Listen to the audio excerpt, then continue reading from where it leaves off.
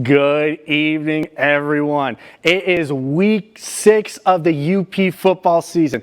It's hard to believe that we're only just a couple more weeks away before the season is over and it is time for the playoffs. But all that means is the games are even more important. So, enough of me on screen. Let's get to the highlights. The Calumet Copper Kings against the Iron Mountain Mountaineers. And the Copper Kings starting with the ball. And they hand it off to the man, Dryden Nelson, who's going to get to the sideline and race up there for a nice 17-yard run by big number 36. Same drive, and the Mountaineers defense steps up as Hunter Fortner falls on the loose ball. But it is a scoreless first quarter. Next quarter, Calumet in the red zone. And Paul Sturgill takes the snap, and he's going to find Nolan Sturgill for the touchdown, and Copper Kings go up 7-0 after the made PAT.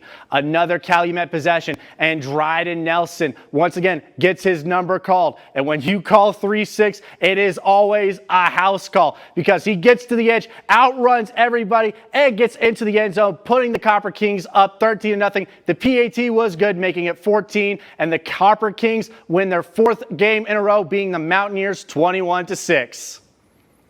Now we got the Bark River Harris Broncos hosting the Manistee Emeralds. And this was a great game early on. First quarter, game tied up at 0. And Broncos Noah Gage lowering the shoulder into the defender. I felt that through the screen, I'm sure as you all did. And he gets in for the touchdown. Broncos up 8-0 after a good 2-point conversion. Next possession, and now it's going to be Josiah Jarvik fooling everybody for a second, but gets in for the score. Another successful 2-point conversion makes it 16-0. Second quarter, and the Emeralds fighting hard as Parker Graffos with the stutter step on the keeper gets a nice game for the Emeralds. And then Graffos going over the top of the pile for the score, and they get a successful 2-point conversion, making it 16-8. Second quarter now, same score, and Jarvik, he gets his number called again, and he has to go around his own lineman, but he is loose, sprinting all the way home for his 2nd touchdown of the game, and Broncos continue their winning ways, beating the Emeralds 36-16.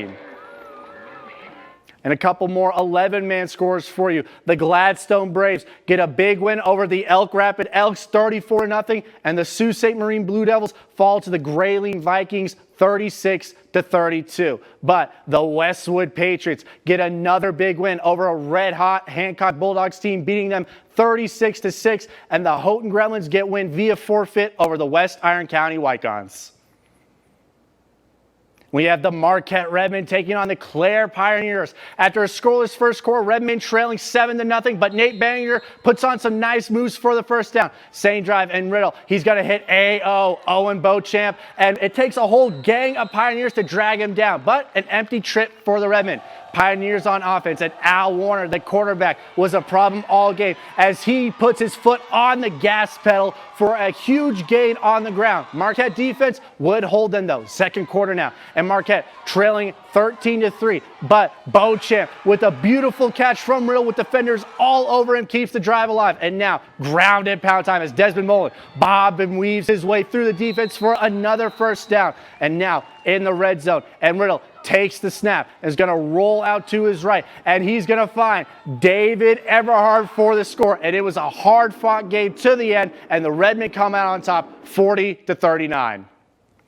Next up, the Kingsford Flivvers are hosting the Luxembourg Costco Wisconsin Spartans. Opening possession for the Flivvers, and linebacker Samuel Peterson of the Spartans breaks up the pass and then gets the INT, which he brings back for the score. PAT is good. Flivvers down 7-0 early. Next possession, and Meneguzzo, he's going to find big Zach Person for the nice gain. Same drive, and this time Meneguzzo is going to take the snap again. He's going to roll out to his right. We could honestly have a little bet on who he hits, but it's going to be Nick Nora with the toe tap catch. Empty possession though for Kingsford. Defense turned to try a step up, but Logan Dole of the Spartans gets a couple key blocks on the screen pass, and he gets in for the score. Spartans now up 14-0. First quarter's winding down, and Cole Mila goes up the gut, and he could go most of the way, dragged down, but a huge gain and some momentum for the Flivvers. Second quarter action, and it's going to be Diego Preslakowski powering it in for the touchdown. The Flivvers fought hard, but ultimately fall to the Spartans 35-6. And some more 11-man scores. The St. Ignace Saints beat the Cardinals of Johannesburg Lewiston 30-14, and the Nagati Myers get a shutout win over the Lance Purple Hornets 42-0. And the Menominee Maroons bounce back after a couple tough losses the past couple weeks against the Escanaba Eskimos, beating them 46-20, and the Ishpeming Hematites get a forfeit win over the Gwyn Model Towners. Some pretty fast-paced action. I know I was kind of out of breath trying to get all these scores and all these highlights in, but I love all this, and it is week 6, so every game is just as important. But don't go anywhere, because we got plenty more scores and highlights when Friday Night Frenzy returns after the break.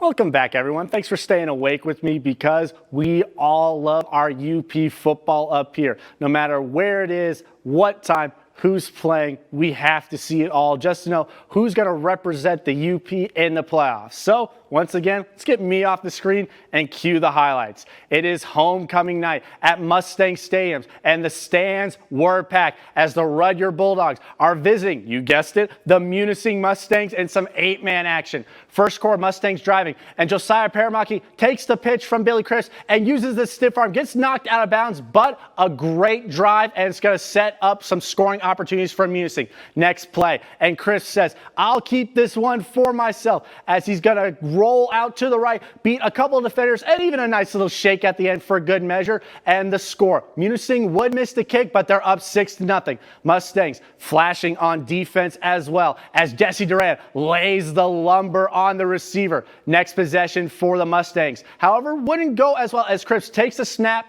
and he's pressured with 3 guys on. He throws it away, but there is a flag in the end zone, which means it is a safety, putting up the first points for the Bulldogs. And that would give some momentum to Rudyard, as Eli Sluggett, with a top 5 play nominee, heaves a beautiful bomb touchdown pass to his receiver. Munising, though, comes away with the win 28-16.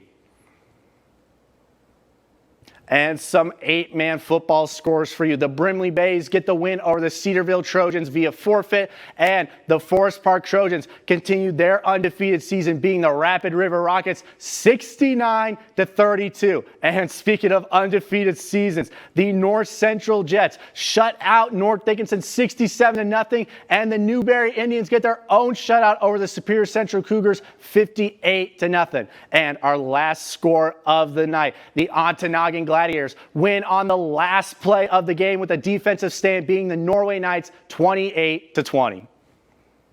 Well, thank you all so much, as always, for tuning in to watch Friday Night Frenzy. I love it, but be sure to follow us on Twitter, subscribe to our YouTube, and like us on our Facebook page. I hope you all have a great evening and have an amazing weekend. Thank you so much for watching Friday Night Frenzy on ABC 10.